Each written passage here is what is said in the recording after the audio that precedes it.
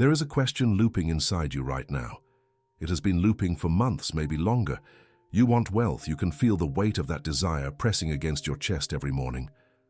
But before the desire can breathe, before it can stretch and move and take any shape in the world, the question arrives. How? How will the money come? How will the root appear? How will it happen for someone in your exact position, with your exact history, facing your exact wall? And when no answer comes, because the answer never comes in the moment the question demands it, the loop begins again. How? How? How? The question grows heavier than the desire itself, until the desire stops reaching and the question becomes the only resident of your mind. Most people who carry this loop believe it is a sign of intelligence. They believe that demanding a visible route before they move is called being responsible. In a world that has punished recklessness, caution feels like virtue. So the mind disguises its fear as prudence and calls the cage a plan. But there are two entirely different ways to ask how. One is the searchlight of a moving person who wants to orient their action. The other is a chain, held by someone who has already decided not to move until certainty arrives first. The tragedy is that both questions use the same word. One opens a door. The other builds a room with no door and calls it thinking.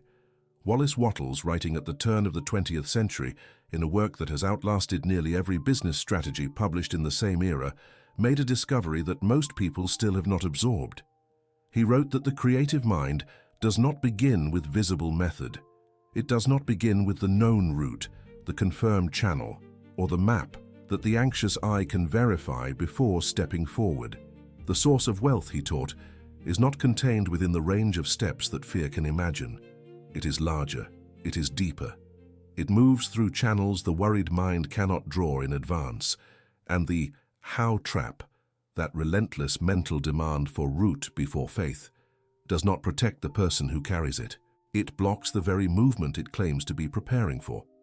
This video will teach you the method Wattles identified for escaping the how trap, not by becoming passive, not by abandoning practical intelligence, but by learning where the question serves you and where it imprisons you.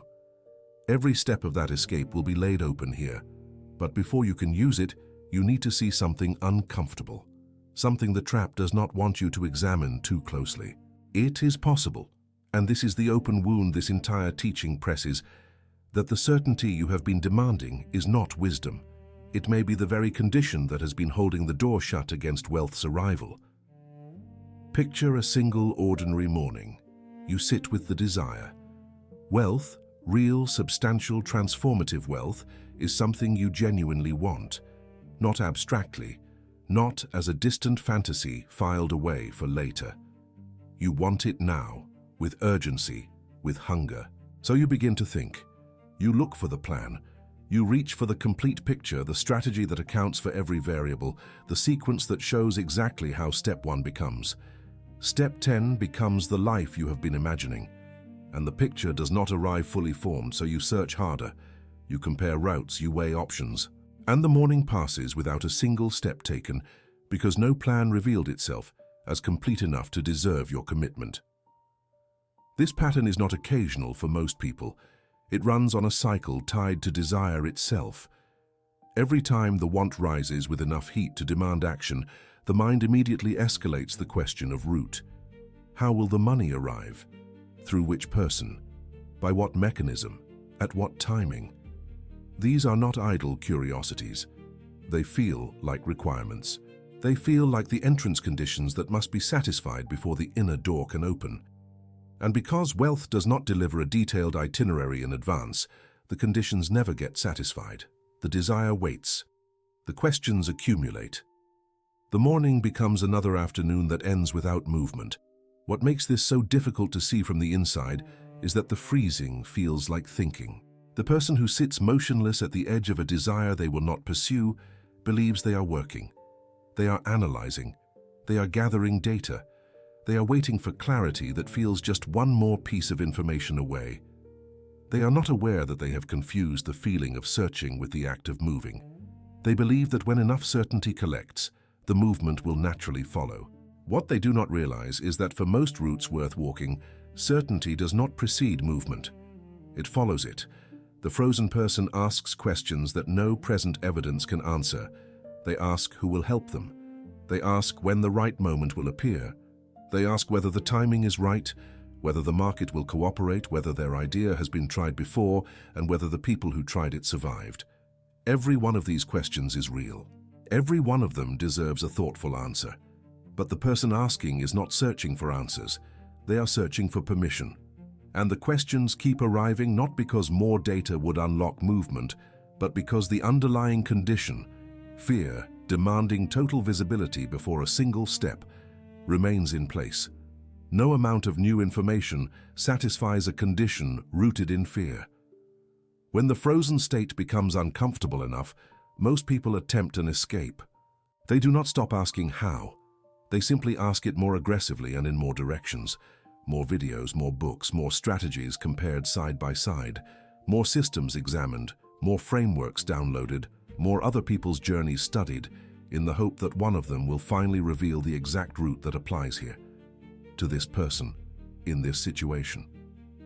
The accumulation of knowledge feels like progress. It produces a sensation very similar to movement. The mind is occupied. The hours are filled.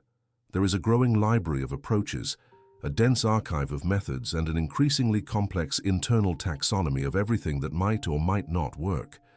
But underneath all of that gathering, nothing has moved. The viewer has more information than they did 6 months ago, but they are standing in the same place. The gap between knowing and doing has not narrowed. If anything, it has widened, because now there are more competing methods to weigh, more risks to calculate, more possibilities to compare. The information has not become action, it has become a substitute for action. And the substitution is invisible from within, because the mind genuinely believes that all of this accumulation is preparation, and that preparation is adjacent to movement, and that movement is therefore imminent. There is a particular cruelty in this phase. The person asks for proof before taking the first aligned step. They want evidence that the step will lead somewhere before they agree to take it. They want confirmation that the route is real before committing their weight to the first stone. This demand sounds like intelligence. Reasonable people, after all, want some indication that their effort will not be wasted. But what the mind is actually doing is asking reality to produce its evidence in advance of the action that would generate that evidence. It is asking the harvest to appear before the planting, and when the harvest predictably does not appear on command, the demand for proof intensifies rather than dissolving. The tragedy deepens when the viewer recognizes somewhere in the background of their mind that they have been here before. They know this feeling. They have accumulated before. They have compared strategies before. They have waited for the complete picture before. And they know in some chamber they do not visit often that the accumulation did not lead to the movement last time either. But the knowing of this does not break the pattern, because the pattern is not sustained by ignorance. It is sustained by something older and quieter than thought. It is sustained by a condition the next section will name. The longer a person lives inside the how trap, the more the trap reshapes them. This is not a metaphor. Prolonged conditional waiting, the state of being ready to act only when certainty arrives first, does something real to desire. It cools it. A desire that cannot move begins to doubt its own right to exist. The person who has asked how for 2 years without receiving an answer that satisfies the question begins to tell themselves a different story. Not that the method was wrong, but that the desire itself was unrealistic. The hunger that was once vivid and urgent becomes theoretical. It becomes something they wanted once, or something other people seem to achieve, or something they might return to when circumstances change. Action becomes conditional on external proof, and the condition is never met, and so action is perpetually deferred. The person does not experience this as paralysis. They experience it as waiting. They are still planning. They are still refining the strategy. They are still waiting for the right moment.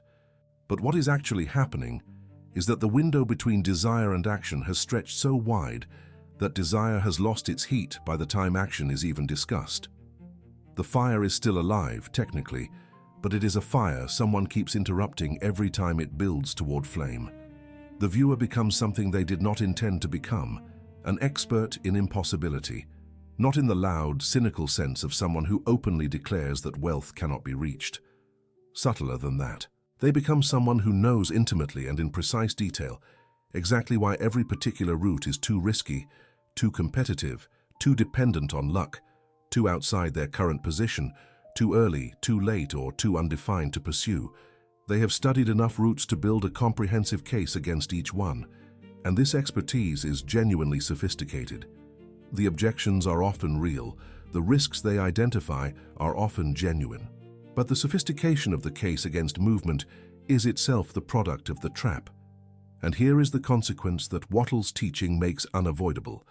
The source, the formless intelligence from which supply extends into the visible world, cannot move through a person who will not move without a complete map. Supply travels through channels. Channels require a person in motion. A person standing perfectly still at the gate, waiting to see the full view of the road before agreeing to walk it, does not constitute a channel. They constitute a wall. Not out of unworthiness, not out of lack, out of a mental position that has placed one condition on every opening. Show me the whole route first, and then I will believe, and then I will move. That condition is the lock on the gate, and the gate will not open from the outside. What Wattles discovered, and what makes his teaching so disorienting for a mind trained on linear logic, is that the creative process does not follow the sequence the anxious mind assumes it must. The assumed sequence goes like this: first, full knowledge of the route, then confirmed belief that the route is viable, then action along the confirmed route, then results. This sequence feels rational. It feels like how serious people approach serious goals. But it is not how the creative law moves. It is, in fact, nearly the reverse. The first step in the certain way is not full knowledge. It is not a complete strategy, not a verified channel, not a map confirmed by external evidence. The first step is an inner relation, a definite mental and spiritual alignment with the desired result, held with faith and gratitude before the route is visible. This is not wishful thinking. It is not the passive hoping of someone who refuses to engage with reality. It is a specific inner position that the law requires before channels begin to open. And the reason most people never reach this position is that they have been demanding the route as a precondition for the relation, when the law requires the relation as a precondition for the route. The next section will explain this law precisely as Wattles taught it. But before you receive it, hold this thought. Everything you have tried in order to feel ready, every strategy gathered, every comparison made, every route analyzed, every proof demanded, has been done in service of a sequence the creative law does not recognize. The anxious mind has been trying to arrive at step 1 by first satisfying step 5. And step 5 does not exist until step 1 has been taken. The route appears after commitment, not before it. That single reversal, absorbed fully, lived through completely, is what this entire teaching is built upon. If it sounds impossible, that sensation is itself worth examining, because the feeling that this reversal is impossible is not an observation about reality. It is the how trap speaking. Wallace Wattles stated the law of wealth creation in terms that have survived more than a century of change in economics, technology, and culture, because the law he described does not belong to any of those domains. It belongs to the domain of mind and its relation to the formless source of all supply. The law, in its essentials, requires 4 conditions from the person who wants to receive: clear desire, genuine faith, living gratitude, and present action. These 4 are not optional emphasis. They are the structure of the creative approach. Remove any one of them and the circuit is incomplete. But notice what is absent from this list. The law does not require the anxious mind's advanced supervision of every channel through which supply might travel. That supervision was never part of the structure. It was added by fear. Clear desire means a specific, defined, held image of what is wanted. Not a vague wish, not a passive preference, but a definite form held steadily in the mind. This definiteness is one of Wattles's most repeated instructions. The formless substance he taught responds to thought, but only to thought that has taken a sufficiently precise shape. A mind that cannot hold a clear image, because it keeps interrupting itself with questions about route, cannot generate the kind of definite thought the law requires. The how trap, at this most fundamental level, prevents the formation of the mental image that initiates the creative process. The question keeps erasing the picture. Faith, as Wattles used it, is not religious feeling in the conventional sense. It is a specific mental posture, the holding of the desired form with confidence, not with desperation, not with grasping, but with a settled inner certainty that the thing is moving toward you as you move toward it. This faith is incompatible with simultaneously demanding that the route of approach be visible and confirmed before the faith is extended. A person who says, "I believe this wealth is coming, but I will not believe it fully until I can see how it will arrive," has not extended faith. They have offered a conditional promise that leaves the creative process in permanent suspension, waiting for a condition that faith itself must supply. Gratitude, in Wattles' framework, is not a polite sentiment expressed after receiving. It is an active force of alignment. By holding gratitude for the supply that is moving toward you before its physical arrival, the mind tunes itself to the frequency of abundance rather than the frequency of lack. A mind gripped by the how trap is rarely grateful. It is tense, suspicious, hypervigilant, and waiting for confirmation before it permits itself relief. Gratitude and the trap cannot fully coexist. One is an open hand, the other is a clenched fist around an unanswered question. Present action completes the law, not future action. Not action conditioned on receiving complete information, not action held in reserve until certainty justifies it. Present action. The action available to this person, in this moment, taken with faith and without strain. Wattles was explicit that the certain way demands engagement with the present moment's practical reality. The escape from the how trap is not an escape from effort or from the visible world. It is an escape from the demand that the visible world justify itself completely before a person agrees to participate in it. One of the most clarifying distinctions in Wattles' entire system is the separation between source and channels. The source of wealth, the formless substance, the creative intelligence that underlies and permeates all visible matter, is unlimited. It is not constrained by what currently exists in the physical world. It is not bounded by the particular routes that have previously delivered wealth to others. It does not require the person receiving supply to have identified the precise mechanism of delivery in advance. The source is prior to mechanism. Channels are how supply enters the visible world, but the source is not identical to any specific channel. A person who has locked their attention onto one possible channel and refused to move without confirming it has confused the container with the content.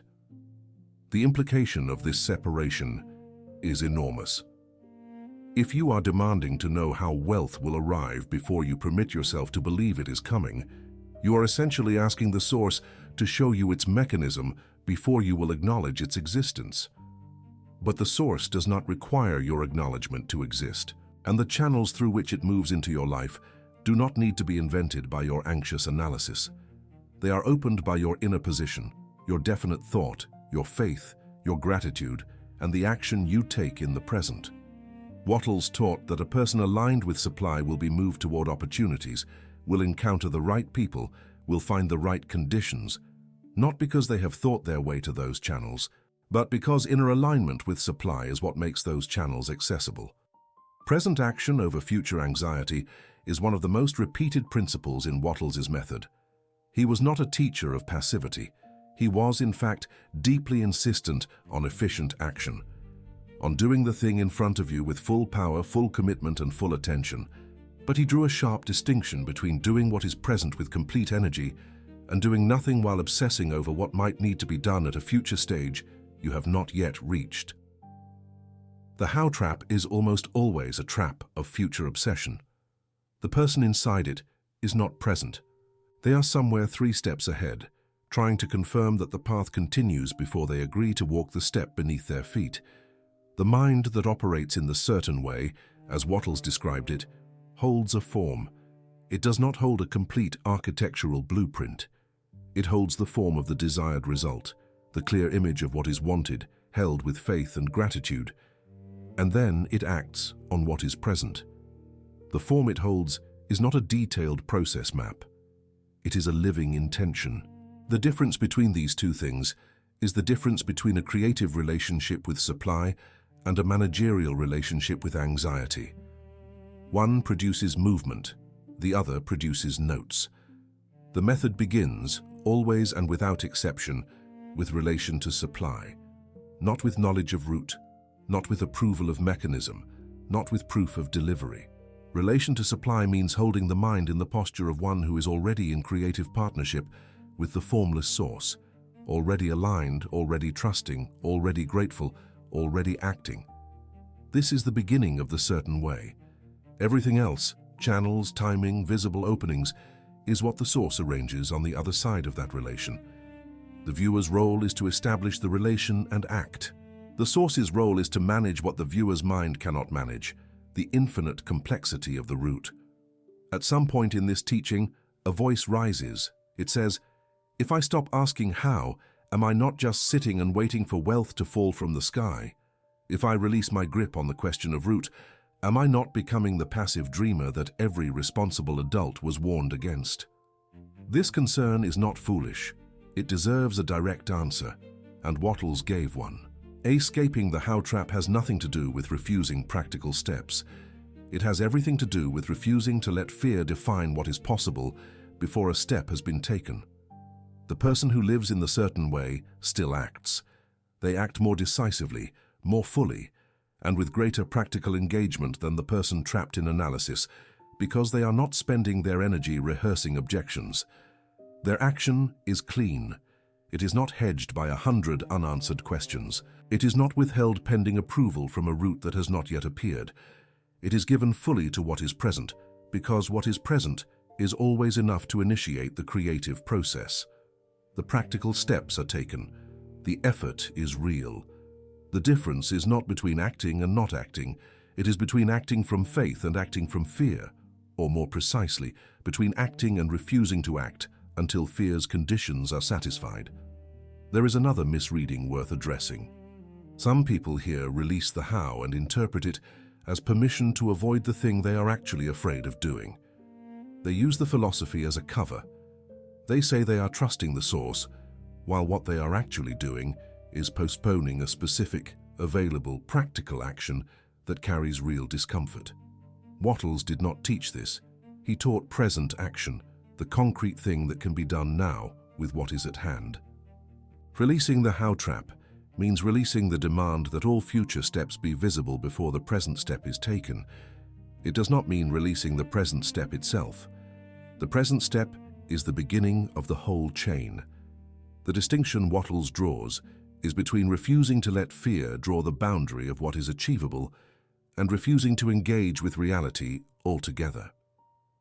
These are completely different mental positions. A person who acts on the present opportunity with full faith while releasing their demand to know every subsequent step is living the teaching. A person who sits at home imagining wealth while doing nothing on the ground in front of them has misread the teaching to their own comfort. The formless substance moves through people who move. It does not deposit its gifts on the doorsteps of those who have decided that movement is not necessary because they have surrendered the question of route. Practical engagement is not the enemy of this teaching. Over-control is the enemy. The anxious insistence on knowing every turn before taking the first one is the enemy. The belief that unless the mind can trace the complete path, no portion of the path is worth walking, that is the enemy. Escaping the how trap is not a departure from effort. It is a transformation of the quality of effort. Action taken with faith, held with gratitude, aligned with a definite desire, is a different force in the world than action taken while flinching. The how trap is a precise name for a precise condition, but it is important to be exact about what the trap actually is, because the imprecise reading of it will cause the wrong escape attempt. The trap is not the word how. The trap is not the activity of inquiry. The trap is not practical thinking, logical analysis, or strategic consideration. These are tools. Used in service of movement, they are genuinely valuable. The trap is something specific, using how as a condition for belief, saying internally or explicitly, "I will believe this wealth is possible for me when I can see how it will arrive." That conditional structure, "I will believe when I can see," is the cage. The cage does not look like a cage. It looks like a reasonable standard. A person standing inside it can construct an articulate case for why that standard makes sense. Why would they commit their faith, their time, and their energy to something before they understand the mechanism? Why would they believe in an outcome before seeing its pathway? The argument sounds like logic, but underneath the argument is a premise that the creative law directly contradicts. The premise is, belief must wait for evidence, and Wattles' entire framework is built on the reversal of this premise. Evidence follows belief. It does not precede it. The channel opens after inner alignment is established. It does not establish itself first in order to earn alignment. Escaping the how trap opens something that cannot be forced open from the outside. When the condition is removed, when the mind releases the requirement that the full route be visible before faith is extended, a mental availability opens. This is not mystical language for an experience that requires abandoning intelligence. Mental availability means that when a channel appears, the person recognizes it. They are not too busy interrogating it to walk through it. They are not too committed to a different picture of how supply must arrive to notice what has actually appeared. The how trap, among its other costs, makes people blind to openings that do not resemble the routes they were demanding. Wealth uses channels that the trapped mind cannot see. This is not because the channels are hidden by some cosmic security system. It is because the trapped mind is only looking for channels that match its pre-approved list of routes. A person who has decided that wealth must come through a specific mechanism confirmed in advance, and no other. That person is standing with their back to the majority of the ways supply could actually move. Wattles did not name specific channels for this reason. The channels are not the point. The source is the point. And the source does not limit itself to the inventory of routes the anxious mind has approved. The escape, therefore, is not a new strategy. It is a new inner position, one that allows supply to arrive through any door it chooses to open. The mechanism of escape from the how trap has 4 movements, and they are all inward before they are outward. The first is replacing root demand with source trust. This is not a motivational affirmation.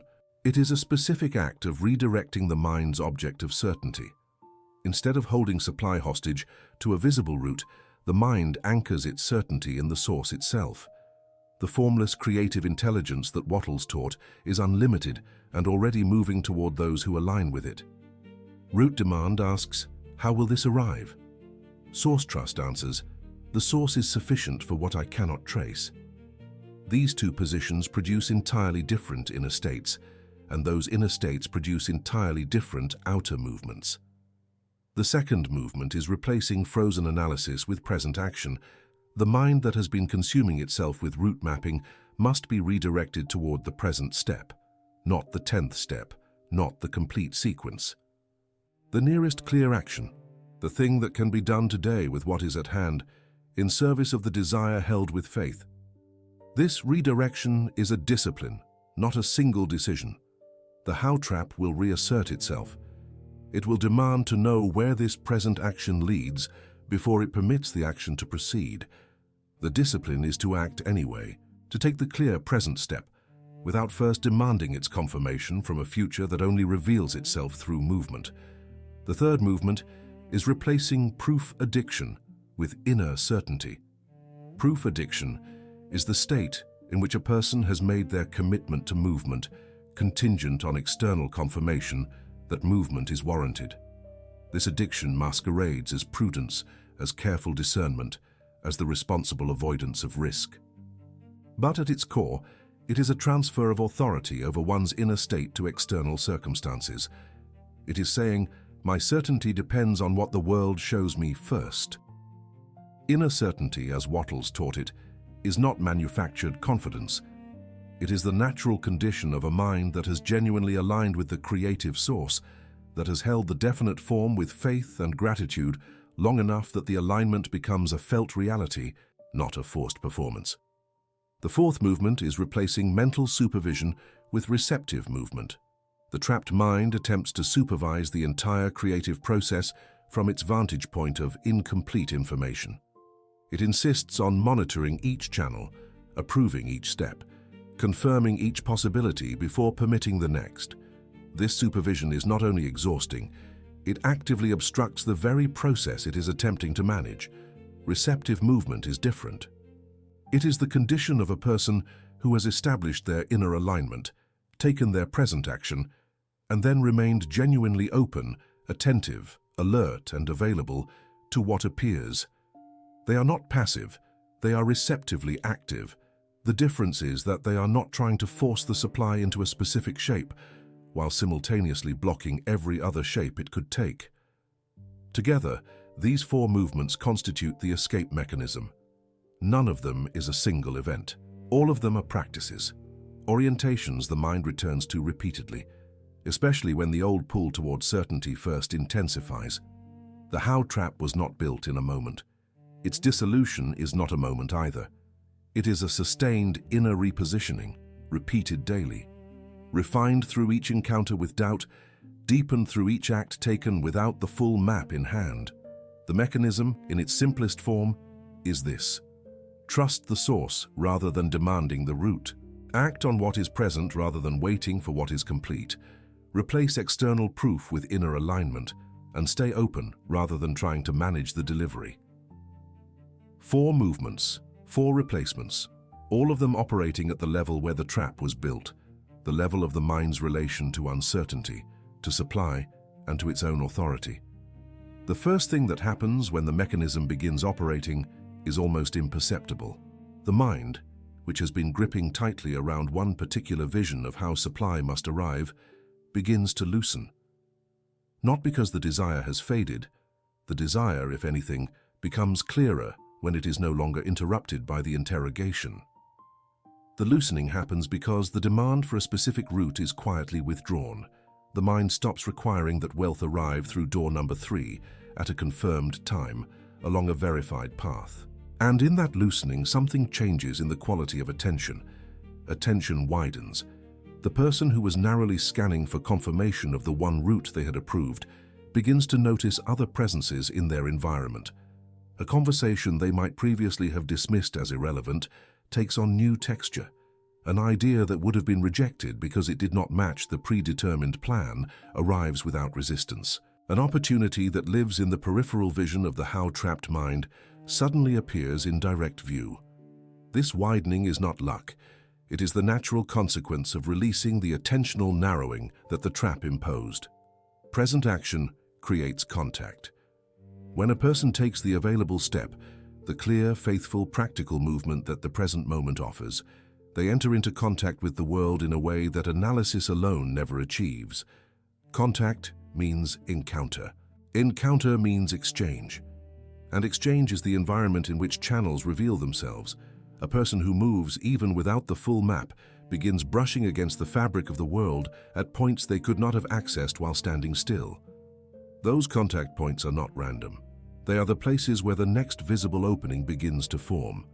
Contact reveals channels. This is not a metaphor for anything abstract. It is a description of how supply actually enters the visible world through the actions of a person in motion. One action leads to one contact. One contact opens one conversation. One conversation surfaces one opportunity. One opportunity, taken with faith and without the demand that it prove itself before being pursued, becomes the next step in a sequence that could not have been designed in advance from the starting position. The map only becomes readable by walking it. The channel only becomes visible to the person already moving through the territory adjacent to it. Channels produce evidence, and this is the moment the how-trapped mind has been waiting for, but it arrives in the wrong order for the trap to accept it. The evidence comes after movement. It comes after faith has been extended without confirmation. It comes after action has been taken without the complete map. The trap was insisting that evidence must arrive before any of these things could proceed. But evidence is a product of the creative process, not its precondition. It is what the process generates as it moves, not what the process requires before it begins. Evidence confirms what faith moved toward first. When the channels open and the evidence arrives, the person living in the certain way recognizes something important. Their faith was not misplaced. Their action was not reckless. The supply was moving the entire time, not through the route they originally demanded, perhaps not through anything their analysis had approved, but through the opening that their inner alignment and present action made accessible. This recognition does not produce arrogance, it produces gratitude. And gratitude, in Wattles's framework, reinforces the alignment that opened the channel in the first place, making the next opening more accessible than the last. The whole invisible process, laid out from beginning to end, traces a sequence that the how-trapped mind inverts. The trap says, evidence first, then faith, then movement. The creative law says, alignment first, then movement, then evidence. The trap is not wrong about the importance of evidence. It is wrong about the order. And getting the order wrong keeps the entire chain from ever starting. The escape is not a denial of evidence. It is a correction of sequence. The mechanism breaks when the demand for immediate explanation returns. Silence in the creative process is not absence. It is not proof that the source is not responding, not confirmation that the desire was wrong, not evidence that movement was futile. Silence is simply what happens in the space between action and the arrival of the channel's visible opening. But the how-trapped mind cannot tolerate silence. Every moment that the root is not confirmed, the old question erupts. How? How is this going to happen? Why hasn't it happened yet? What is the mechanism? Where is the evidence? The eruption reseals the opening. The mechanism stops. The person is back inside the trap, and the fact that they were briefly outside it makes no impression on the trap's structure. Comparing the current circumstance to the desired outcome is another reliable interruption. The person in present action with faith is asked, by the trapped part of their mind, to hold the distance between where they are and where they want to be in vivid, discouraging detail. Look at your current resources. Look at the gap. Look at how far the desire is from any reality you can presently touch. This comparison is not useful. It does not generate the next step. It generates the feeling that the entire journey is impossibly long and that the present step is too small to matter. And a step that feels too small to matter is a step that does not get taken. Small openings get rejected because they do not resemble the full answer. This is one of the more subtle ways the mechanism gets interrupted. The person is moving, has extended some faith, has taken some action, and then something appears. A small opportunity, a modest opening, a partial connection. Not the full channel, not the complete delivery, just a beginning. The trapped mind looks at it and decides it is not enough. It does not look like what wealth is supposed to look like. It does not match the scale of the desire. So it is passed over. And the channel that this small opening would have led to remains unknown, because the beginning was rejected for not being the ending. Attempting to design the entire delivery sequence before taking one step is the interruption that looks most like the mechanism itself. Planning feels like action. Mapping feels like forward motion. Designing the complete route from desire to delivery is an activity that can fill hours without any movement occurring. The trap is self-sustaining in this way. It generates an imitation of preparation that consumes the energy and time that present action would use. And while the imitation runs, the mechanism cannot start. The hand that should be reaching for the first stone is instead drawing an architectural diagram of the entire staircase. Imagine a room, not a room with windows, not a room with air, a room with no external light, built entirely from thought. This is where the how trap lives. Every question asked from fear adds a wall. Every demand for proof before movement adds a ceiling. Every comparison between current circumstance and desired outcome adds another lock to the door. The room is not a punishment. It was built by intelligence operating under fear. It was built by a mind that believed sincerely and with genuine concern that staying inside it was the safe choice, that leaving required conditions that had not yet been met, that the next step outside was unjustifiable until the road beyond it was visible and confirmed. The key to this room is not more explanation. More explanation is what built the room. More analysis, more strategy, more evidence demanded from the outside world. These are the materials the room is made from. Bring them in and the room grows a new wall. The key is something different in kind from everything the room contains.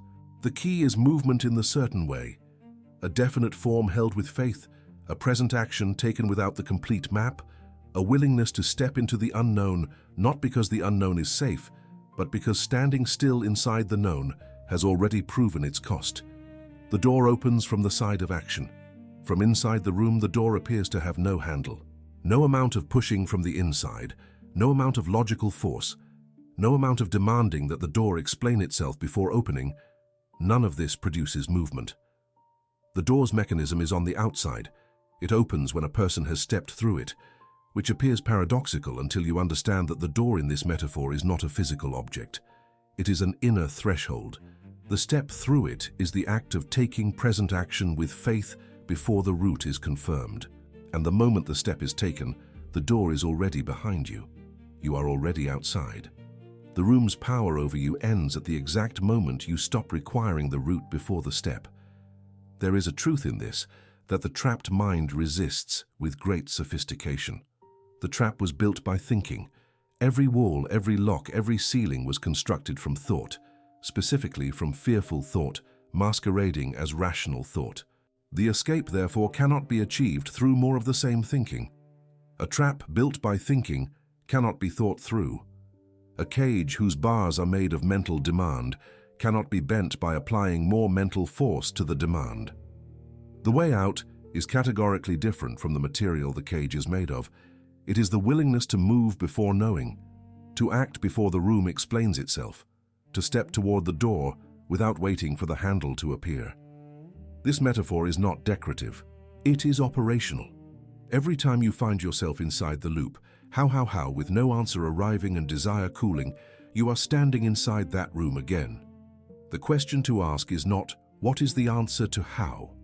The question is, what is the clear present action that I have been postponing because it does not yet prove where it leads? That action is the door, not the answer, not the complete map. The action itself, taken with faith in the direction of the desire, without demanding that its conclusion be confirmed before it begins. That is the handle, and it was always on your side of the door. The person living inside the how trap is not there because of a lack of intelligence. This is essential to understand clearly, because the trap is frequently misread as ignorance, as something that education or more information would dissolve. In practice, the opposite is often true. The most analytically capable people can become the most thoroughly trapped, because the trap is constructed from analysis itself, and a more powerful analytical mind can build a more elaborate, more reinforced, more architecturally convincing prison. Intelligence is not the antidote to the how trap. In some configurations, intelligence is the builder. The actual blocker is fear. Fear operating in a specific, sophisticated disguise. Not the obvious fear of immediate danger, not the recognizable fear that produces panic or flight. This is a quieter, more respectable fear, the fear that wealth cannot come, that the desire is too large for the person holding it, that movement before certainty is recklessness rather than faith. This fear does not announce itself as fear. It announces itself as planning. It arrives with a notebook and a list of reasonable objections and a sincere commitment to due diligence. And because it looks like preparation, the person inside it does not feel afraid. They feel responsible. Fear asks intelligent questions with a terrified motive. The questions sound like, what is the realistic path here? And what are the failure modes? And has anyone done this from a position like mine? These are not inherently wrong questions. Asked from a grounded, movement-oriented position, they can genuinely inform action.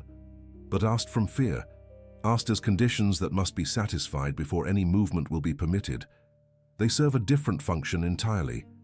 They serve the function of keeping the person still. They are not seeking information. They are constructing the case for inaction, which is what fear requires when it cannot justify inaction on emotional grounds alone. The blocker, named without softening it, fear demanding a map, not a fear that admits to being fear. A fear that has convinced itself and its host that what it is doing is being careful. The entire sophistication of the inner enemy lies in this single disguise. Unmask it, and the trap begins to lose its structural integrity. Keep the disguise intact, and the trap remains invincible. Because you cannot escape a prison you believe is a planning office. The inner enemy speaks in phrases that sound like wisdom. Listen carefully, and you will recognize them, because they live not only in the thinking of others, they live in your own interior monologue, often running on a loop beneath the surface of more conscious thought. The first phrase is, "I am just being careful." It is delivered with the tone of a person who has learned from some real past experience or some absorbed cultural lesson that recklessness leads to loss. Being careful sounds like virtue, and sometimes it is, but when being careful becomes a permanent state that no amount of information or evidence can ever satisfy, when the carefulness never ends and no step is ever careful enough to justify being taken, it has become something else entirely. It has become the voice of fear wearing carefulness as a uniform. I need to know all the risks. This statement positions thoroughness as a prerequisite for movement. Every risk must be identified, evaluated and resolved before any action is justified. The problem with this position, in the domain of creative wealth, is that it is structurally impossible to satisfy. New routes carry risks that cannot be fully enumerated from the starting position. Unknown channels have unknowable failure modes. The demand to know all risks before moving is, in practice, a demand never to move. The mask here is the language of diligence. The face underneath is refusal. I will act when I understand. This phrase delays action indefinitely under the cover of intellectual integrity. It implies that a sufficiently deep understanding will eventually arrive, an understanding complete enough that action becomes inarguably justified. But understanding the creative process does not come before walking it. It comes through walking it. The person waiting to understand before they act is waiting for a product that only the act can generate. The mask is humility. The face is avoidance. It is irresponsible to trust what I cannot see. Of all the phrases the inner enemy uses, this one carries the deepest authority. It invokes the moral category of responsibility. Irresponsibility is one of the most powerful social fears. Nobody wants to be irresponsible. And so when the inner enemy wraps its demand for visible confirmation in the language of moral duty, the person inside the trap feels not only safe, but virtuous. They are not trapped by fear. They are being responsible. Wattles' counter to this position is direct. The creative law operates in the invisible before it becomes visible. A person who will only trust what can already be seen has, by definition, placed themselves outside the creative process and inside the consuming one.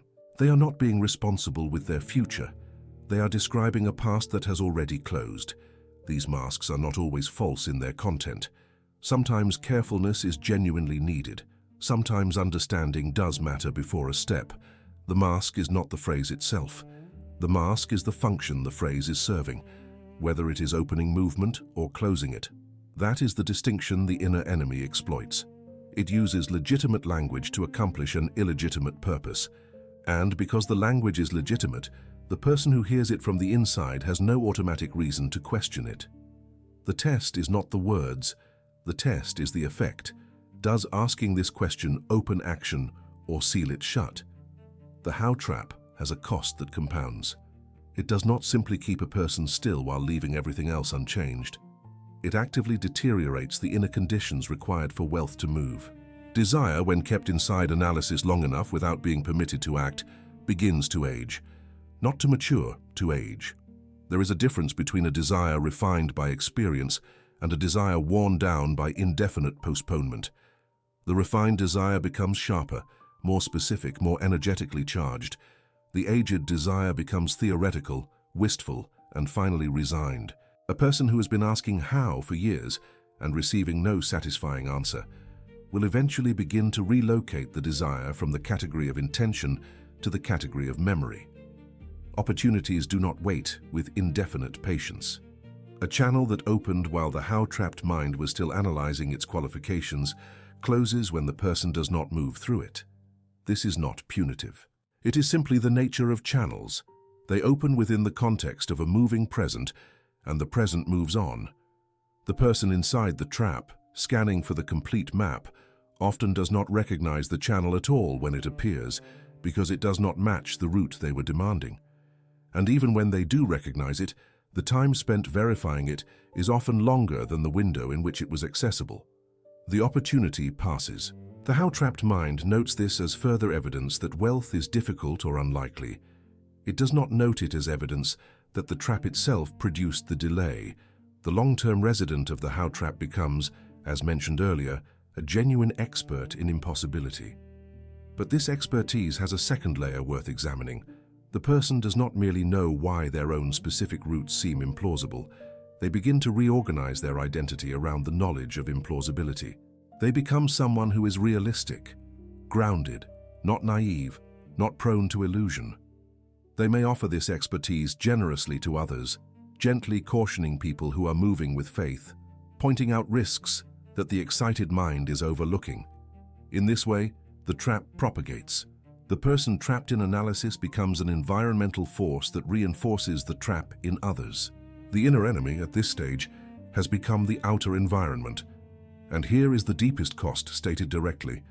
Wealth cannot enter a mind that keeps the door locked until it sees the visitor's face. Wattles' teaching on supply and channels is not a metaphor for a vague spiritual state. It describes a functional mechanism. Supply moves through people who are in a state of faith-based alignment and present action. A mind that has placed its alignment behind a locked gate labeled pending route confirmation is not available to receive, not because the source is withholding, the source does not withhold, but because the mind's own condition has made it functionally unavailable. The gate is locked from the inside, the visitor is on the other side, and the lock mechanism requires inner movement, not outer confirmation, to release it. The first movement of the escape is not an affirmation, it is a question. When the demand for how rises, when it arrives with its familiar urgency and its reasonable-sounding need for certainty, ask it a question in return. Ask, is this seeking instruction or avoiding action? These two are the only possibilities. Either the question is oriented toward generating the information needed to take the next step, or it is oriented toward producing grounds for not taking it. Sitting with that distinction honestly, without rushing to the more comfortable answer, that is the beginning of breaking the pattern. It is not comfortable. The honest answer, often, is that the question is avoiding action. Seeing that clearly, without the usual mask in place, is the first crack in the room's wall. If the answer is that the question is avoiding action, the instruction is simple, though not easy. Stop. Not stop thinking forever. Not stop planning in every context. Stop that particular question in that particular moment, with that particular function. The question is not serving you, it is serving the trap, and the trap is not your ally. It feels like protection, it feels like wisdom, but its effect on your life, measured over the months and years you have spent inside it, has been the effect of a lock. Naming the question accurately and then refusing to continue serving it is an act of inner authority. The trap has no power that you have not been lending it. Return to the nearest clear action. After the question is stopped, the mind will search for something to do, because the mind requires occupation. Direct it. What is the clear, present, practical step that this desire, held with faith, is asking for right now? Not the fifth step, not the complete strategy, the nearest step, the one that can be taken today with what is available in the direction of what is wanted. This step will not feel dramatic. It will probably feel too small. The inner enemy will note that this step, by itself, cannot possibly produce the result desired. Acknowledge that observation without obeying it. The step does not need to produce the full result. The step needs to initiate contact with the channel that leads to the next step. Take the action without demanding the entire route first, not boldly, not with forced enthusiasm, not with a performance of confidence you do not feel. Simply take it, cleanly, faithfully, with the knowledge that Wattles' law applies here as it applies everywhere in the creative process. Present action in faith opens what analysis in fear has sealed. One step, not 10. The escape from the how trap is not a single dramatic departure from a prison. It is a series of single steps taken without waiting for the map. And each step taken this way makes the next step slightly less demanding of the complete route in advance. There is a specific mental behavior that must be stopped, not reduced, not refined, not channeled into more productive forms, stopped. The behavior is using how as an objection. An objection is different from a question in its function. A question seeks to orient movement. An objection seeks to halt it. When how is being used as an objection, when it arrives not to gather direction but to construct grounds for inaction, it must be recognized for what it is and refused, not repressed, not argued with, not answered with elaborate counterarguments, simply refused. The refusal itself is a step toward the door. Treating the unknown as proof of impossibility must also stop. The unknown is not evidence. It is not a judgment against the desire, not a verdict on the feasibility of supply, not a message from the source that the route does not exist. The unknown is simply what has not yet been revealed. In the creative process, as Wattles taught it, the unknown precedes the revelation. The channel is not visible until the person is close enough to it, through action and alignment, for it to become visible. Treating its current invisibility as proof it will never appear is applying the logic of the already known to a process that inherently operates through what has not yet been revealed. It is the wrong logic in the wrong domain. Interrogating every desire until it dies is a violence against the creative process that must be named and stopped. The desire is not the problem. The desire is the beginning. It is the form that the creative mind must hold with faith, the definite image of what is wanted. Every time that image is subjected to an extended cross-examination, is this realistic? Is this achievable for someone like you? Has this worked for others in your position? What happens if it fails? The image loses clarity and force. The interrogation does not make the desire wiser, it makes it dimmer, and a dim, unconvinced desire cannot initiate the creative process. Hold the image. Protect it from the inner interrogation that wears the uniform of reason. Using planning to avoid risk must also stop. There is a specific psychological operation that happens when a person has a desire they are afraid to pursue. They plan extensively to create the sensation of progress while avoiding the moment of actual commitment. The plan continues indefinitely because the moment it ends, the real step becomes unavoidable. Planning in this mode is not preparation for action. It is a sophisticated deferral of action. When the planning has been running for months without producing a single committed step, when each week's plan becomes the revised foundation for next week's plan, that pattern must be recognized, named, and stopped. What follows the stopping is the step. The creative order operates on a sequence that the rational mind finds deeply counterintuitive, and accepting it is not a surrender to irrationality. It is a recognition of how this particular law works. The root appears after inner commitment, not before it. The commitment is not to a specific external strategy. It is to the desire, held with faith, with gratitude, with the certainty that the source is unlimited and the channel is opening in response to alignment. That commitment, made genuinely and without conditions, is what initiates the revealing of the root. Asking for the root before making the commitment is asking for the effect before engaging the cause. Accepting the actual sequence, commitment first, root revealed through movement, is what ends the structural contradiction the trapped person has been living inside. The source does not require the viewer's imagination to define its limits. This acceptance is profound.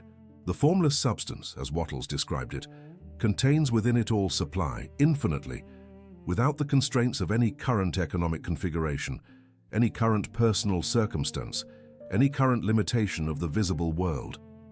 The anxious mind tends to plan within the boundaries of what it can already imagine. It invents routes from the material of existing evidence. It reaches for what it can already see. The source, however, is not bounded by what the anxious mind can see. Accepting this means releasing the demand that the source deliver supply through the specific mechanism the viewer has approved. It means allowing the source to use channels the viewer has not thought of, through paths the viewer did not design. Present action is enough for the next opening, not for the complete delivery, not for the full arrival of the desired result, for the next opening. This is all that is required in each moment. The person aligned with supply, taking the present step with faith, does not need to see 10 steps ahead. They need to see one step ahead, which will become visible when they are one step further forward than where they stand now. The whole journey is composed entirely of single present steps, each of which only reveals the next step once it has been taken. Accepting this makes the journey possible. Refusing it, insisting on seeing the complete staircase before stepping onto the first stair, makes the journey permanently impossible, not because the staircase does not exist, but because it only becomes visible through walking it. Full certainty of route is not required. This may be the simplest and most necessary acceptance in this entire teaching. Full certainty is not a prerequisite, not for action, not for faith, not for beginning the creative process. Partial clarity is sufficient for the first step. Present faith is sufficient for the first movement. The source does not demand that the person have resolved every future uncertainty before initiating their part of the creative exchange. It requires alignment, gratitude, definite desire, and present action. Rote certainty is not on that list. Accepting its absence as a normal condition of the creative process, rather than as a disqualifying problem, releases the person from the trap's primary holding condition. The new inner position is not a belief system to be memorized. It is a living orientation, returned to repeatedly, held with increasing steadiness through practice. Its first statement is this: I do not need to know the whole how, not as a performance of confidence, not as a declaration made to impress anyone, as a genuine inner recognition that the requirement was never part of the creative law to begin with, that it was added by fear, maintained by habit, and has cost the kind of time and energy that cannot be recovered, but can be redirected immediately. I do not need to know the whole how is the first crack in the room's ceiling. It is not an abandonment of intelligence. It is a correction of what intelligence was being used for. I need to hold the form and act now. The form is the definite image of the desired result, not vague, not hedged, not qualified by the fear of appearing naive. Clear, specific, held with faith, sustained against the pressure of circumstances that have not yet changed. And acting now means acting on the present step, with what is at hand, in the direction of that form, not when the circumstances have improved, not when the route has been confirmed, now. The form held by the mind and the action taken by the hand in this present moment are the two contributions the person makes to the creative exchange. Everything else is the source's work. The source can open the channel. This is the replacement for the trapped mind's anxious insistence on locating the channel itself. The source does not need the person's analysis to identify the delivery mechanism. The source, unlimited, formless, creative, is already moving in the direction of the desire held with faith. Channels are what the source produces as the person moves. They are not what the person needs to engineer before the process can begin. Holding this position, genuinely not as a slogan, changes what the mind looks for. Instead of searching for confirmation of a pre-approved route, the mind becomes alert and receptive. It notices what is actually present, rather than comparing what is present to what was demanded. The unknown is not my enemy. The unknown is the natural territory of the creative process. Every channel, before it was a channel, was unknown. Every opportunity, before it was recognized, lived in the invisible. The formless substance, by definition, is not visible until it becomes visible. The person who treats the unknown as enemy territory requiring defensive strategies will always experience the creative process as hostile, as something resisting them, withholding from them, refusing to confirm what they need. The person who accepts the unknown as the necessary preceding condition of all revelation will move through it with a different quality of attention. They will move as an explorer, not as a prisoner. The unknown is not threat. It is the field in which the source operates. There is a moment this teaching is building toward, and it requires a choice, not a metaphorical choice, not a rhetorical one, a real decision about what the next portion of this life will be shaped around. The choice is between remaining in the trap and moving out of it. Both options will present themselves with equal conviction in the moment the choice arrives. The trap will feel like the safe option, not because it has produced good results, not because the evidence of its effectiveness is compelling, but because it is familiar. Familiarity and safety are not the same thing, but the body and mind have learned to treat them as equivalent. The trap feels safe because it is known. The mind has been living inside it long enough to have memorized its walls. The freedom will feel uncertain because it is alive. The moment a person commits to taking a step without the complete map, the body will register uncertainty.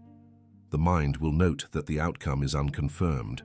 The old question will arrive immediately. But how? That feeling is not evidence that the freedom was a mistake. It is evidence that it is real. Only living things produce uncertainty. Dead things, fixed things, completed things, things whose outcome is already determined, produce no uncertainty at all. The desire to escape the how trap is a living thing. Its aliveness means its outcome is genuinely open. That openness will feel like risk. It is worth the feeling. Choosing movement over analysis does not mean choosing recklessness over care. It means choosing the creative order over the fear order. The creative order begins with inner alignment and proceeds through present action to revealed channels.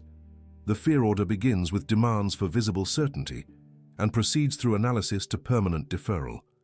These are not two equally valid strategies for wealth. One of them initiates the process, the other prevents it.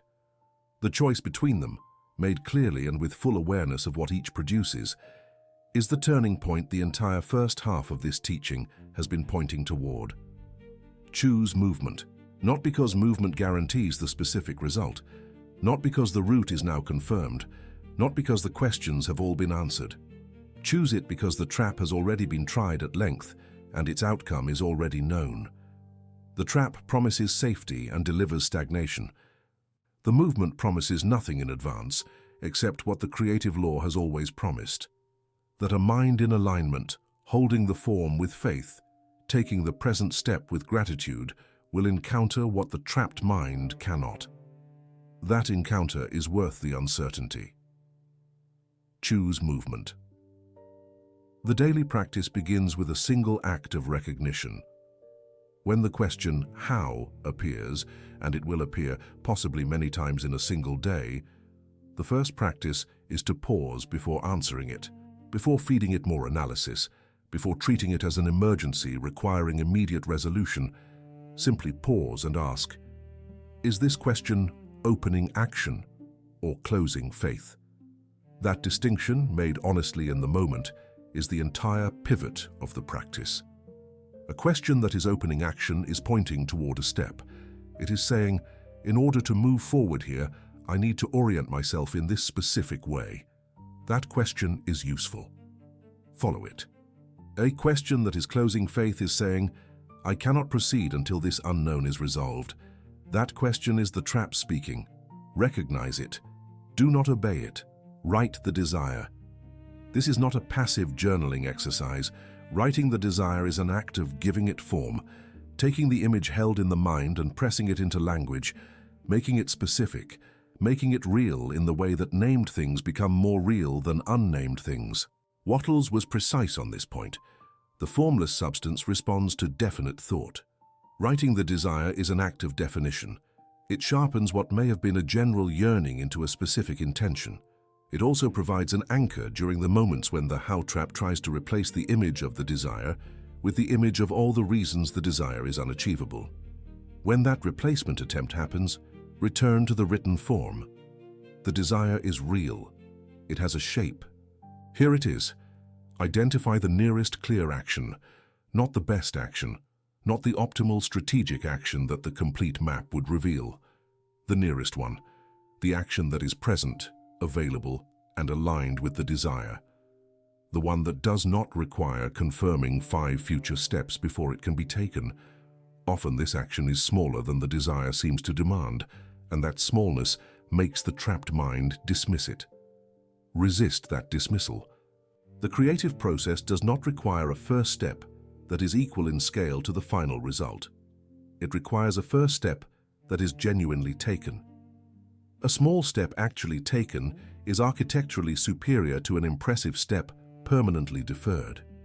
Release the demand to know the 10th step, actively, consciously as a daily practice. When the mind reaches past the first step and begins to require confirmation of steps 3, 5, and 10, before agreeing to take step 1, that reaching is the trap reforming.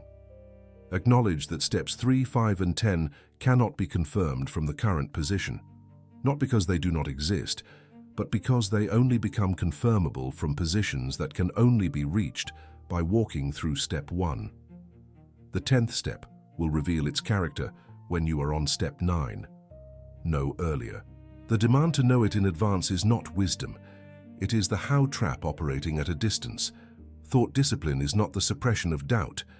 It is the replacement of one thought with a different one, not because the original thought is forbidden, but because it has been identified as a product of the trap, rather than a product of creative alignment. The first replacement: wherever the thought "I don't know how this will happen" appears, return it to "the next step is enough." The next step is not a consolation for not knowing the full route. It is the actual operative unit of the creative process. One step, taken with faith. That is, in this moment, precisely what is required and precisely what is sufficient. The expansion of that into a demand for the complete route is what the trap adds. Remove the addition. Keep the step. When the thought "nothing can happen for me" arrives, and it will arrive wearing the face of realism, speaking in the measured tones of someone who has examined the evidence carefully and found it wanting, replace it with this: the channel is not visible yet. These are two completely different statements about reality. The first is a conclusion about what is possible. The second is an observation about what is currently visible. The difference is enormous. Conclusions shape action permanently. Observations allow for movement into the next moment, which may reveal what the current moment does not. Not visible yet preserves the creative orientation. Nothing can happen ends it. The replacement for "I must figure it all out" is "I must align and act." Figuring it all out is the how trap's version of preparation. Aligning means establishing the inner relation with supply, holding the desire with faith and gratitude, returning to the new inner position, correcting the mental stance when it has drifted toward fear. Acting means taking the present step. The combination of alignment and present action is what the certain way requires. The figuring out that the trap insists must precede everything else is not part of the law. Substituting the law's actual requirements for the trap's imagined requirements is the central act of thought discipline. These replacements are not convincing at first. The trap's thoughts will feel more realistic, more responsible, more grounded in actual evidence. The replacements will feel like effort, like a person pressing against a current. This is expected. The replacements become natural through repetition. Each time the old thought is caught and returned, the returning becomes slightly faster and slightly less effortful. This is not positive thinking in the dismissive sense of the phrase. It is the disciplined use of the mind's attention to maintain the inner position that the creative law requires. In the face of the fear-based position the trap has been reinforcing for years. Act where you are, not where you wish you were. Not from the position you would occupy if circumstances had already changed. From exactly where you stand, with exactly what is at hand in this moment. This is one of Wattles's most grounding instructions, and it is also one of the most quietly subversive, because the trapped mind spends enormous energy wishing for a different starting position. A starting position with more resources, more connections, more confirmation, more certainty. Acting from the current position, without first improving the starting conditions to the level the anxious mind considers adequate, is the precise act the trap most wants to prevent. So, it is the precise act most worth taking. Do what can be done now. The distinction between what can be done now and what must wait is usually much more favorable to action than the trapped mind will admit. The how trap tends to overestimate how much preparation is truly required before any movement is possible.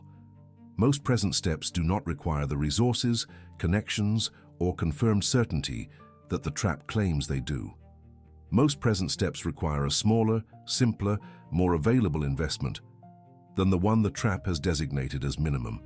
Examine the present step honestly, not through the trap's lens of all the ways it is insufficient. Through the lens of the creative law, is this step aligned with the desire available in the present moment and executable with what is currently at hand? If yes, take it. Act with faith, not strain. The quality of the action matters, not only the fact of it. Wattles distinguished between efficient action, action taken with full power, full presence, and faith in the creative process, and strained action taken with anxiety, grasping, and a desperate need to force a result. Strained action carries the vibration of the trap, even as it attempts to escape it. It says with its energy, "I'm afraid this will not work," and that fear energy is in tension with the alignment it is supposed to be serving. Take the step with the quality of someone who knows that the creative law is real, that the source is unlimited, and that this step, taken faithfully, is a genuine contribution to the creative exchange. That quality of action is a different force in the world than the same step taken with clenched anxiety. Do not use action to force the universe. There is a version of action that is still fear-based, still trapped in the how question, just externalized. The person who acts with desperate urgency, trying to manufacture the result through sheer volume of effort, is still operating from the trapped position. They have simply replaced analysis with frantic doing. Wattles' efficient action is not manic. It is complete. It is given fully to the present step without grasping at the result. The result belongs to the creative process. The step belongs to the person. Keep to your portion. Use action to cooperate with supply. This is the orientation that transforms the meaning of every step. The step is not an attempt to produce the result independently through the force of personal will. It is a contribution to a cooperative process between the person's inner alignment and the source's creative intelligence. The person brings faith, gratitude, definite desire, and present action. The source brings the supply, the channels, the timing, and the connections that the person's mind cannot engineer. The action is the person's part of the cooperation. Taken with this understanding, each step becomes an act of partnership rather than an act of struggle. The return of doubt is not a sign of failure. In the work of escaping the how trap, doubt is the expected recurring challenge, not the exception, but the rhythm. The old mind knows these hallways. It has lived here. When circumstances are quiet, when evidence is thin, when the present step does not immediately produce visible confirmation, the old question arrives again. How? How is this actually going to work? Where is the evidence? What is the mechanism? The return of this question does not mean the escape failed. It means the practice is still in progress, which is where it will be for some time. The response to its return is not despair. It is the practice. Pause. Before engaging with the question on its own terms, before beginning to answer it with more analysis, before allowing it to rebuild its walls. Pause. A brief, deliberate pause is the interruption of the automatic pattern. The how trap runs on automaticity. The thought arrives, the analysis begins, the paralysis follows, and none of it was chosen. Pausing inserts a moment of choice into what would otherwise be an unconscious sequence. That moment is the entire window through which the practice can enter. Identify the fear, not abstractly, specifically. What exactly is the fear that this particular how is carrying? What is the exact loss it is trying to prevent? What is the worst case it is rehearsing? Naming it precisely takes it out of the formless, all-pervading quality that makes it feel like reality. Fear, named with precision, becomes manageable. It becomes something that can be examined rather than something that simply runs. And once it is named, the next question becomes possible. Is this fear an instruction to act more carefully, or is it an instruction not to act at all? The first is sometimes valid. The second is always the trap. Return to the declaration. I do not need to know the whole how. I need to hold the form and act now. The source can open the channel. The unknown is not my enemy. Not as a chant, as a genuine reinstating of the inner position. The declaration is a correction, applied deliberately to a mind that has drifted back under the trap's pressure. Return to it. Feel the difference between the state of doubt and the state of alignment.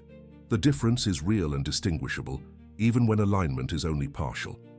Then take one clean action, not a dramatic gesture, not a compensatory overreach. One clean, present, faith-based step. The state is restored through doing, not through resolving the doubt intellectually first. Consider someone who genuinely wants wealth, not as an abstraction, but as a real and present hunger in their daily life. They have spent considerable time trying to identify the complete method, which platform, which business model, which network, which sequence of steps, which combination of resources will reliably produce the result they want. The analysis has been real, the effort has been real, the desire has been real, but the action has not been. Because every time a possible route appears, the questions escalate, and the questions have never produced an answer complete enough to release the person from the trap and into movement. At some point, something shifts. Not because the questions were finally answered, not because a complete map arrived, but because the person recognizes with unusual clarity that the pattern of questioning has been the cost, not the preparation. They stop obsessing over the full method. They stop requiring certainty before believing. They return to the desire, held clearly, held faithfully, and they ask the simpler question, what is the present step? And the present step, in their current situation, is a specific, available, practical action that they have been overlooking because it did not look like the complete answer. They take it. The immediate result of that action is not wealth, it is contact. A conversation begins.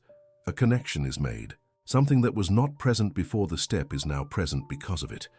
The person does not yet see how this contact leads to the desired result, but the contact is real and the direction is right, and the next step becomes slightly more visible from this new position than it was from the previous one. The channel is not complete, but it has begun, and that beginning was only accessible through the present action, not through the analysis that preceded it.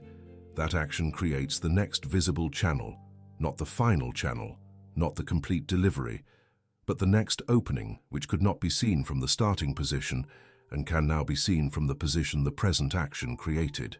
This is how the creative process moves, not in the straight line the how trap demands, not along the pre-confirmed route the anxious mind insists upon, but through a sequence of present steps, each one making the next slightly more visible, each one deepening the alignment that makes supply available, each one moving the person further from the room with no windows and further into the open field where channels appear to those who are walking, not waiting. The law, held in its simplest form, is this: how is useful only when it serves action. As a question pointed forward, as the question of someone already moving, seeking to orient the next step, it is a genuine tool. It has helped people build things, navigate transitions, and solve real problems. The question itself is not the enemy. Stripped of its fear function, it is a neutral and sometimes valuable instrument. The entire teaching of this video has not been a case against inquiry. It has been a case against a specific use of inquiry. The use of inquiry as a condition for belief. When how becomes the gate that must be opened before faith is permitted to enter, it has been transformed from a tool into a trap. The transformation happens in the emotional layer beneath the question, the same four letters, the same interrogative form, but operating from fear rather than from orientation, and that origin changes everything the question produces. A question from fear produces paralysis. A question from movement produces direction. The structure is identical, the function is opposite. Discerning which one is operating requires the kind of honest self-examination that the trap has been trained to deflect. But the discernment is possible, and with practice it becomes reliable. The source opens after movement begins, not after the route is confirmed, not after the map is complete. After movement, specifically after inner alignment produces present action.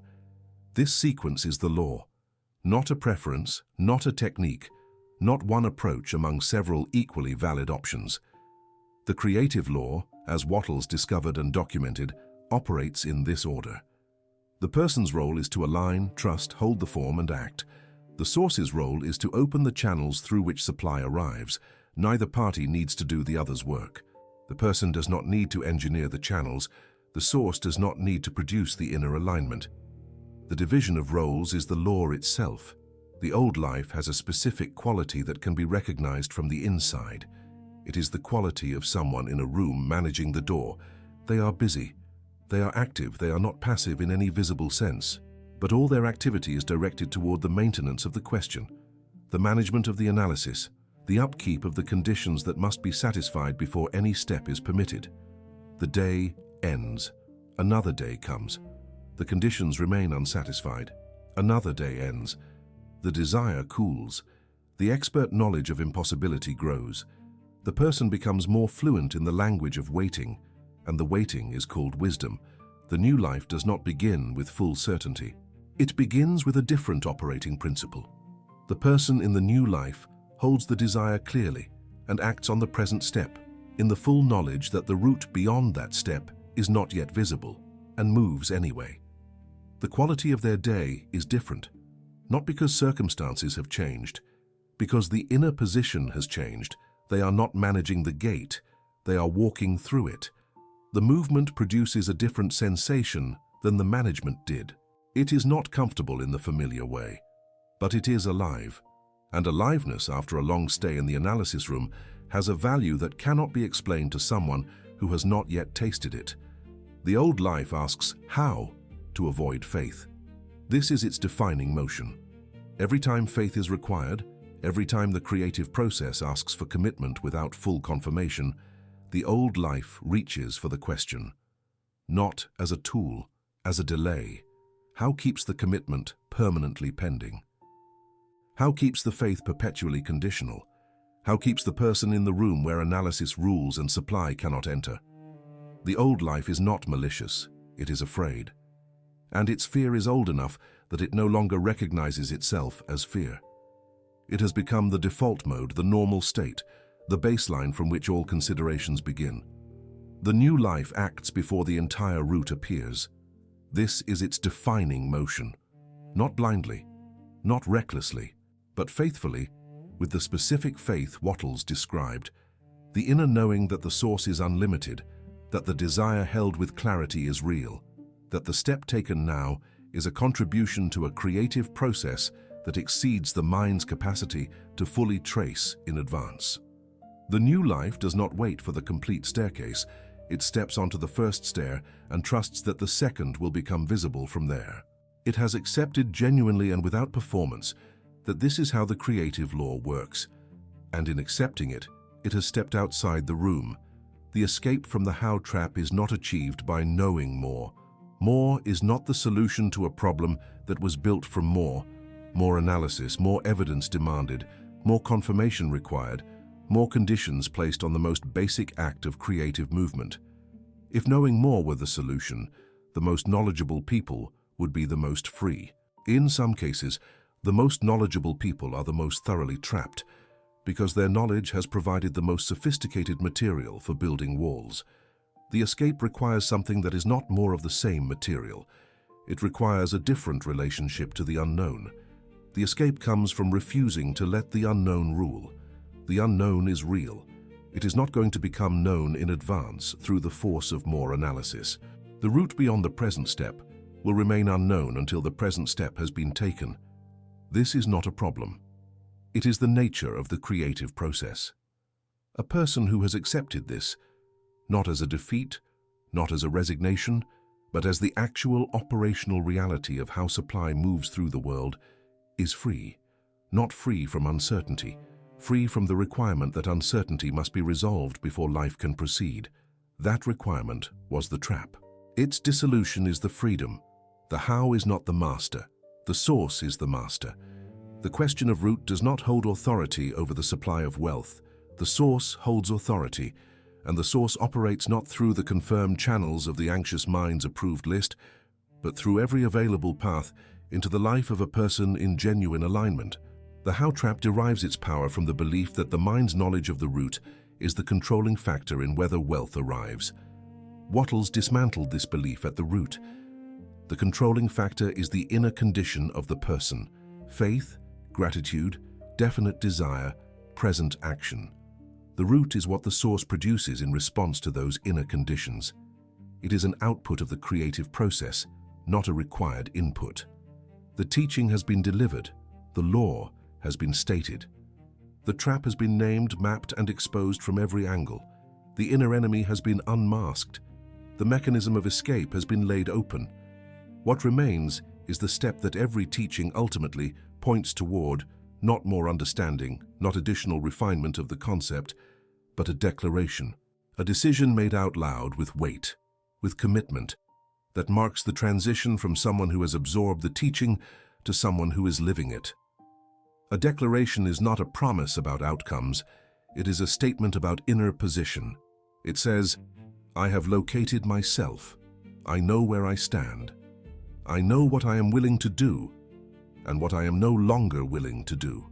It is the most honest and most powerful kind of statement a person can make, because it is addressed not to the external world, but to the self, to the part of the self that has been locked inside the room, to the part that has been waiting for certainty that was never going to arrive first, to the part that is ready now to step outside. The declaration is the step. Speak it. This is the moment the entire teaching has been building toward. Not a concept to be filed away. Not an insight to be considered when circumstances improve. A declaration to be made now, in this moment, as an act of inner authority. The teaching has shown you the trap, its structure, its voice, its disguises, its cost. The law has been given to you as Wattles gave it. Clear desire, genuine faith, living gratitude, present action. The mechanism has been opened. The step is yours to take. 3 words carry everything that has been built here. They are not 3 words of passive observation. They are 3 words of active inner commitment, a repositioning of the self in relation to the question that has been holding the door shut. They declare a departure from the room. They declare an acceptance of the creative order. They declare the inner position that allows supply to begin moving through the channels that aligned action opens. Say them, write them, carry them into the day as an operating principle, not a slogan. Leave your declaration in the comments below. Let it mark the moment the teaching became a choice. Let it stand as the first action taken without demanding the route in advance. 3 words, I escape the how. If this teaching opens something in you, if the name of the trap, the structure of the law, and the mechanism of escape landed with the weight they are intended to carry, there is more. Wallace Wattles wrote a system, a complete interconnected teaching on wealth, supply, creative thought, gratitude, and the certain way. The channel is built to bring that system forward, one deep, complete teaching at a time. Subscribe and continue. The next teaching waits. Hidden supply, the certain way, the thinking that creates rather than merely reacts. This is the territory the channel moves through, not summaries, not shortcuts. The full depth of the classical law carried in the form it was intended, solemn, precise, and transformational. Stay close. From this point forward, how will not be the lock on your door. You have seen its mechanism. You have named the fear that wears its mask. You have accepted the creative order that precedes the route with commitment and precedes the channel with alignment. The question will return. The trap will attempt to rebuild. But you have seen it clearly now, and what has been seen clearly cannot be fully unseen. The next time the loop begins, how, you will recognize it faster. You will pause sooner. You will return to the form, take the present step, and move. Move with faith. Not the performed faith of someone trying to suppress doubt, but the working faith of someone who has chosen the creative order over the fear order, who has decided that the source is sufficient, that the desire is real, that the present step is enough, and that the unknown is the natural territory through which supply travels before it arrives. That faith, held and practiced and returned to, will do what analysis could never accomplish. It will open what the trap has kept sealed. It will reveal what the trap has kept hidden. It will move supply through channels that the imprisoned mind could not see from inside the room.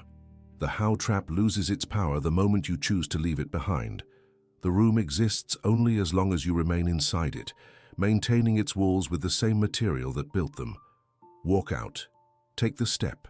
Hold the form with faith. Offer gratitude for the supply already moving. Act in the present moment with full and clear intention. The source opens when the trap is left behind.